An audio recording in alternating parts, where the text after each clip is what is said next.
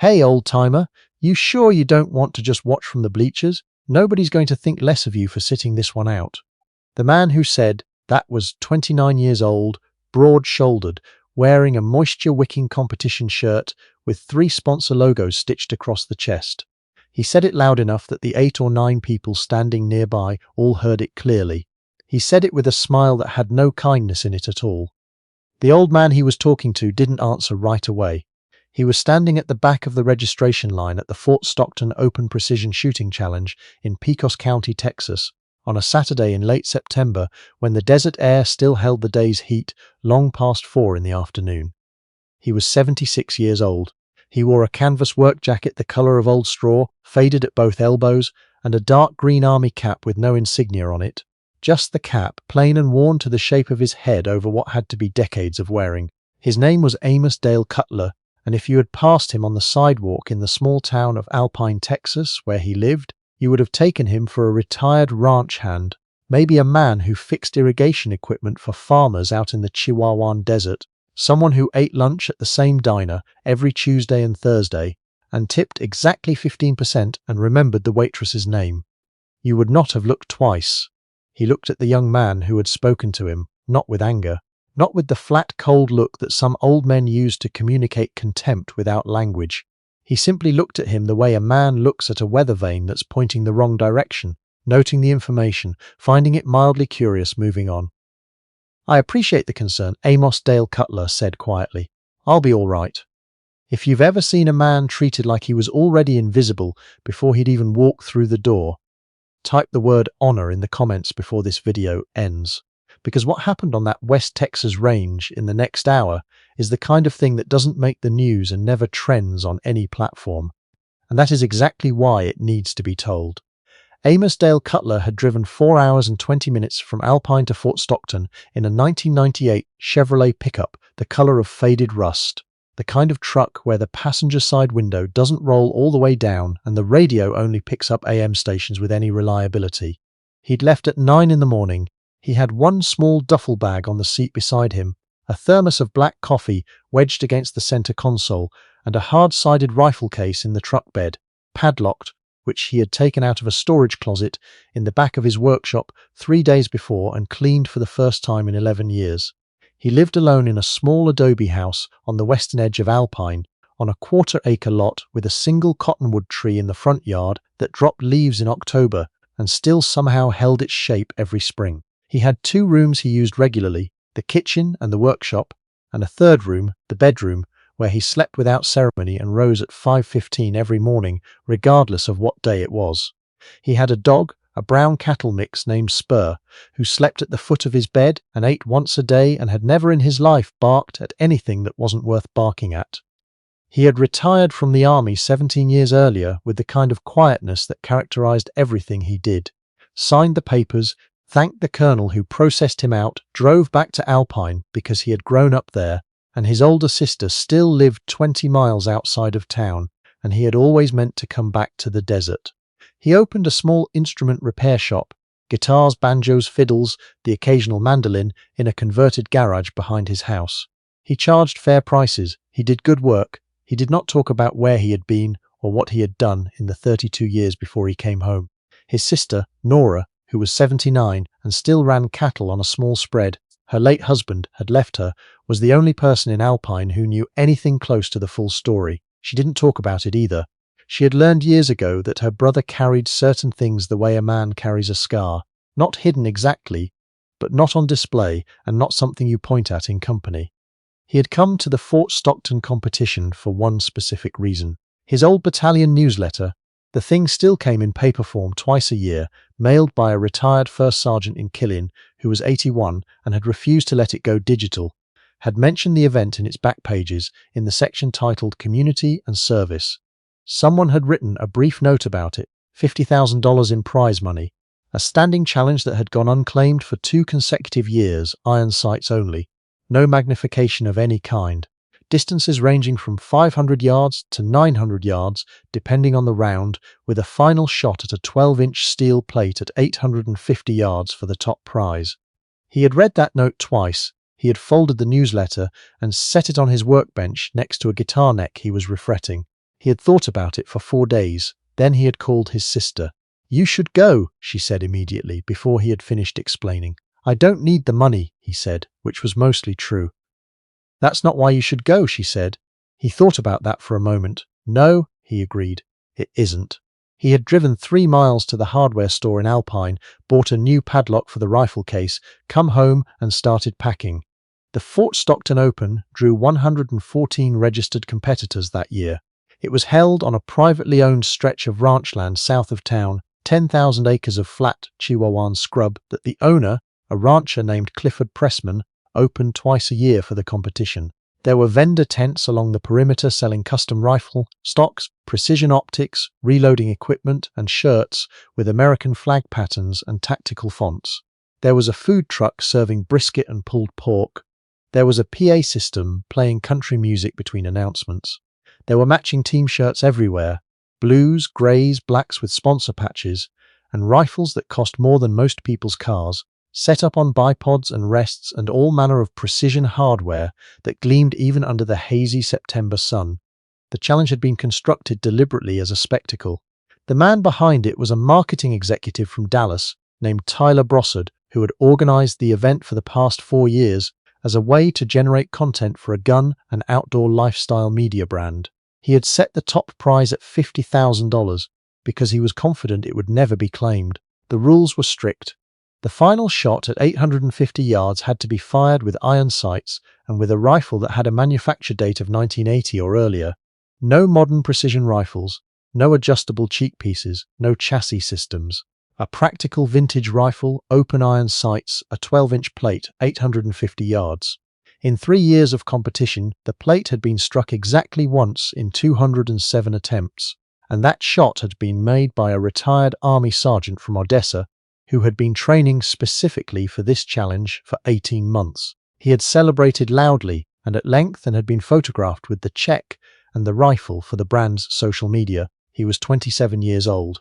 Nobody had made the shot since. By the time Amos Dale Cutler reached the registration table that afternoon, 61 shooters had already attempted the final plate on day 2. 61 had missed. The woman at the registration table was in her mid-30s, efficient and professional, a clipboard in one hand and a radio clipped to her vest. She looked up when Amos approached, and then her eyes moved briefly to the hard case he carried, and then to the cap, and then back to her clipboard. Name? Cutler. Amos Dale Cutler. She found his pre-registration, confirmed his entry fee had been paid, and began printing his competitor badge. She slid a waiver form across the table without comment. Behind him, the young competitor in the sponsor shirt, his name was Garrett Finley, and he was the current points leader for the 2-day event. And he knew it. And he wanted everyone nearby to know that he knew it, had been watching Amos with the particular attention of a man who is used to being the most capable person in a given space and has recently spotted something he finds amusing. "Sir," Finley said, his voice carrying the easy confidence of someone who has never had it taken from him without warning, "what rifle are you shooting?" Amos set his case on the table edge and unlatched it without drama.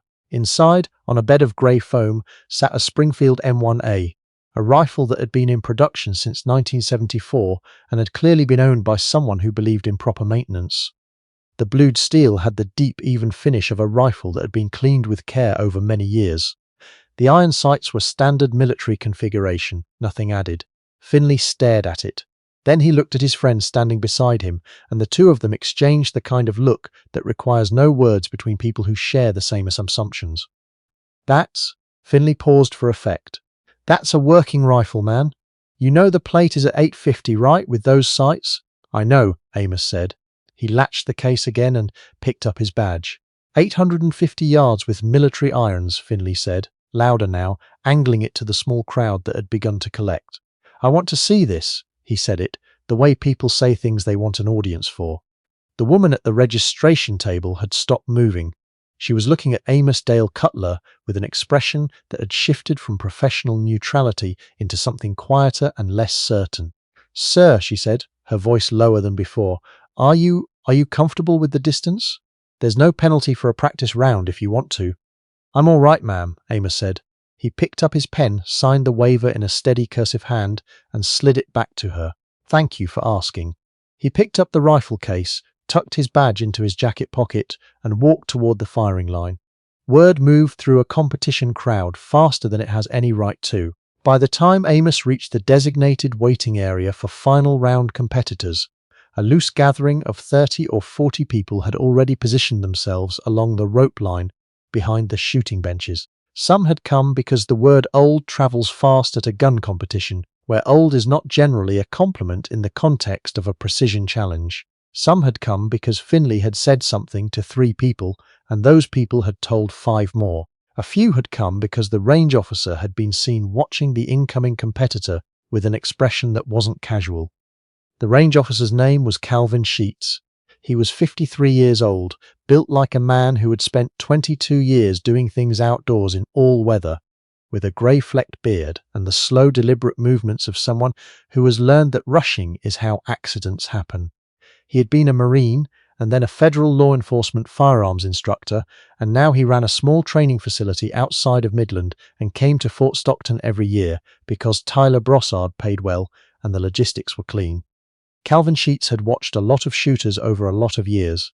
He had watched good ones and great ones, and a handful in between, who had some quality he couldn't quite name but recognized immediately. The ones who went still in a particular way when they got to the bench. Still not in the way of nervousness, but in the way of a machine that has just been switched to the correct setting after running slightly off for a long time. He was watching Amos Dale Cutler walk toward him now, and something in the back of his mind, something connected to pattern recognition built over 22 years in a uniform, had gone quiet and alert at the same time. He met Amos at the shooting bench and extended his hand.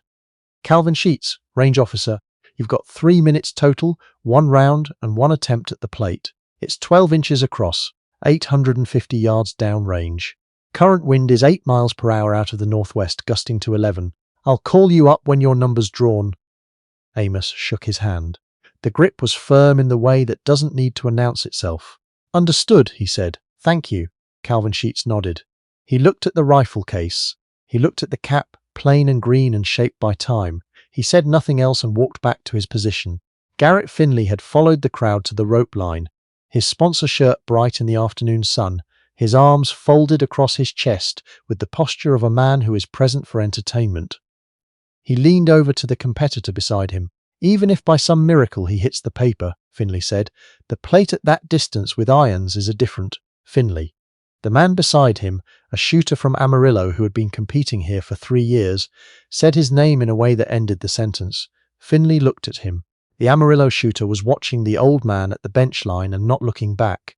Amos Dale Cutler had set his rifle case down beside the bench. He opened it, removed the M1A with both hands, and set it on the bench rest with the careful attention of a man who does not put things down carelessly. He removed a single round from his jacket pocket. He had brought exactly 1, and set it on the bench to his right. He adjusted the bench seat twice, small adjustments, until his position was correct. Then he removed his cap, folded the brim once, and set it on the bench to his left. Then he sat down, rested his hands on his knees, and closed his eyes.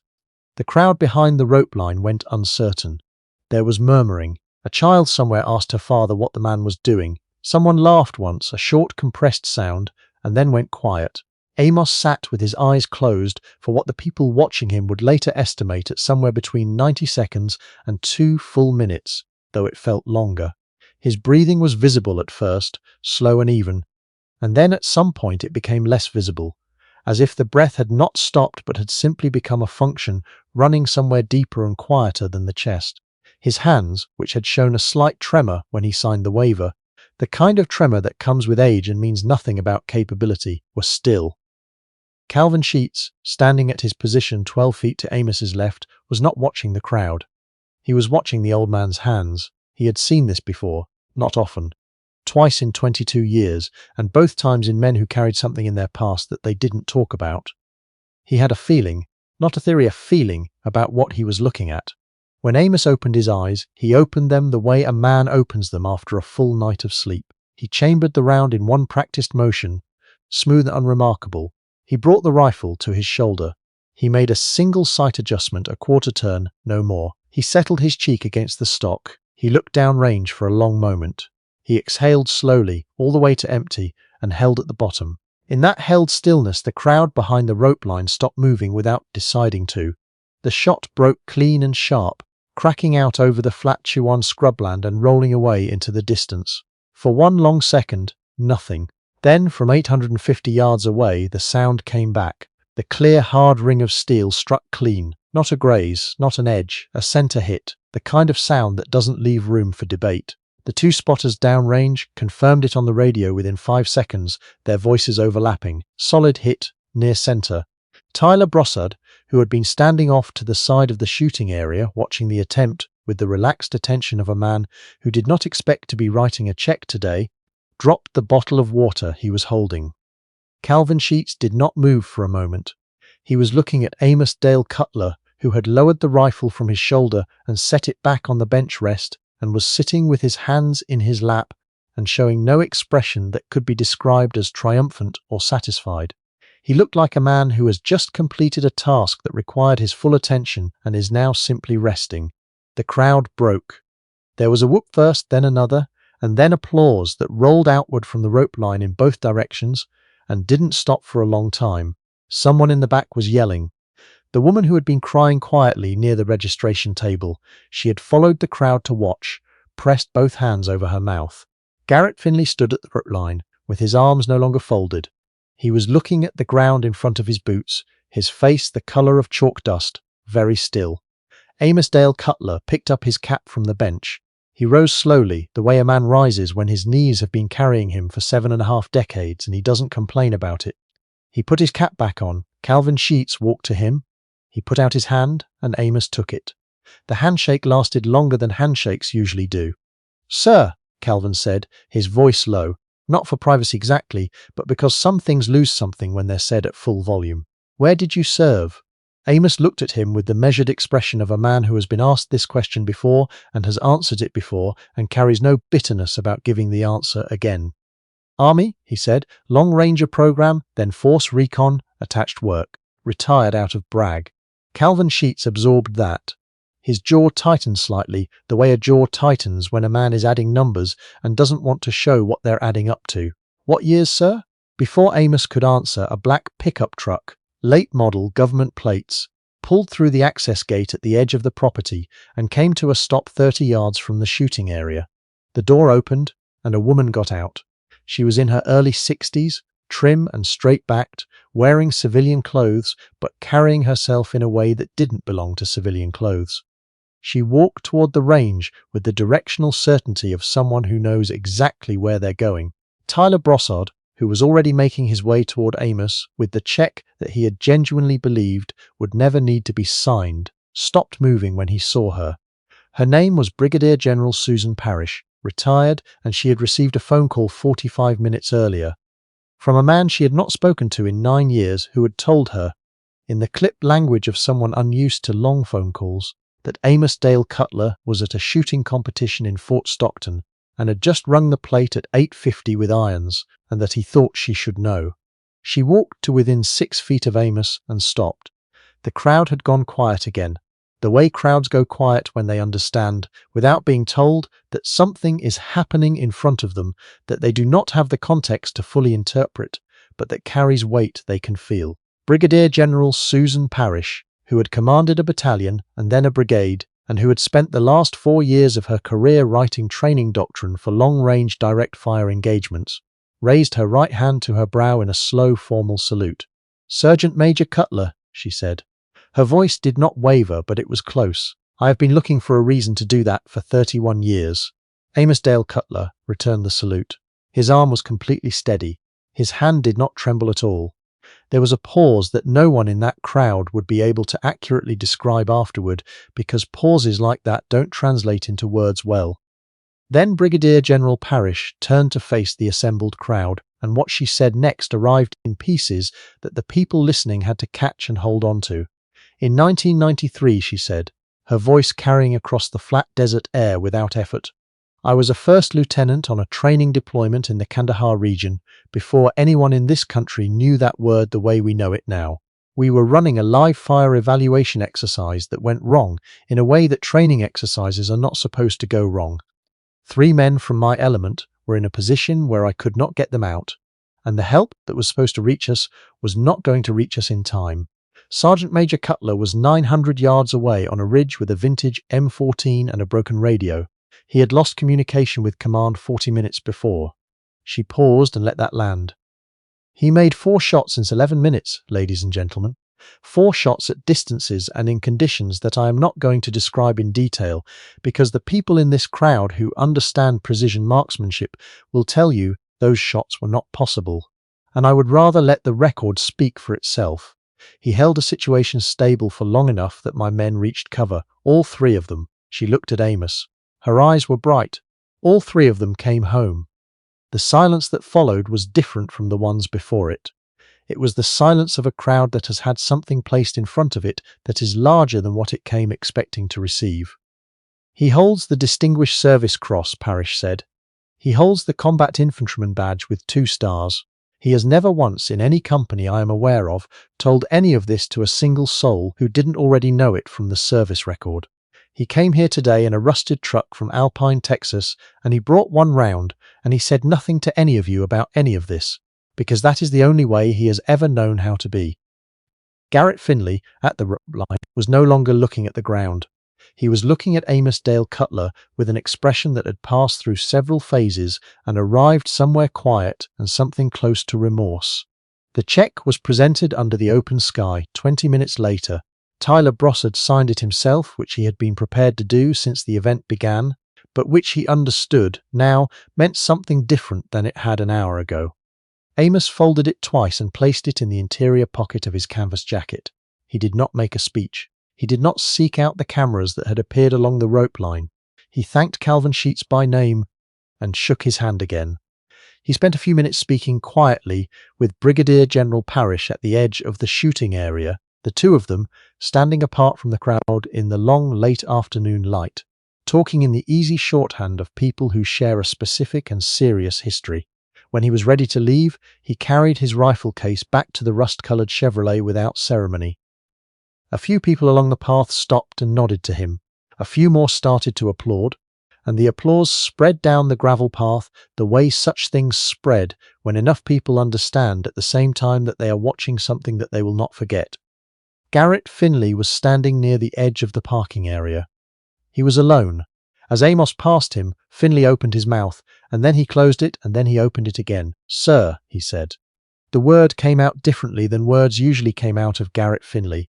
I'm sorry for what I said earlier. I didn't." "Don't carry it," Amos said simply, still walking. He didn't say it unkindly. He said it the way a man says something he means. He got into his truck. He put the key in, and the engine turned over on the second to try the way it usually did.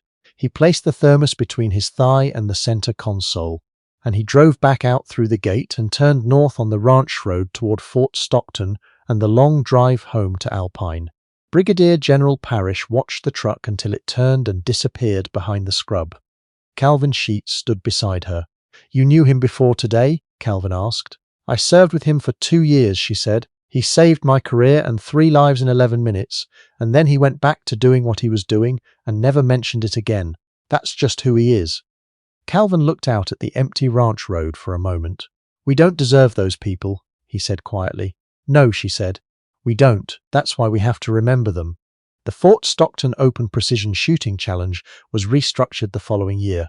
Tyler Brossard, who sat alone in his event trailer for a long time after the crowd dispersed that evening, thinking about the afternoon with an honesty he did not usually apply to events he had designed as marketing content, added a new division to the competition. He called it the Classic Iron Division. Entry is open to any competitor over 60 using a service rifle manufactured before 1985. The division carries no prize money. It carries a plaque engraved with a single line that Brossard wrote himself at a picnic table behind the trailer that same night. For those who did the work before anyone was watching. Amos Dale Cutler used $50,000 to rebuild the community center gymnasium in a small town 30 miles west of Alpine that had been closed for 3 years after a fire. The rest he put in an account for his sister Nora, with instructions that she was not to argue about it, which she did anyway, and which he ignored. He still repairs instruments in the workshop behind his adobe house. He still rises at 5:15 every morning, Spur still sleeps at the foot of the bed, a little slower now, a little greyer around the muzzle, but still reliably alert to the things worth barking at. The rifle went back in the storage closet, padlocked, waiting, because the men who never needed anyone to know what they were capable of, never needed anyone to know what they were capable of. That was never the point. The point was the doing of it, quiet and complete, in a desert nobody was watching, for men who needed it done. Type honor in the comments if this story found you at the right moment. Share it with someone who knows what it means to serve without asking for credit. And if you know someone like Amos Dale Cutler, someone living quietly in a small house somewhere, carrying something they've never put down and never once complained about, tell them you know. Just tell them you know. It costs nothing. It means everything.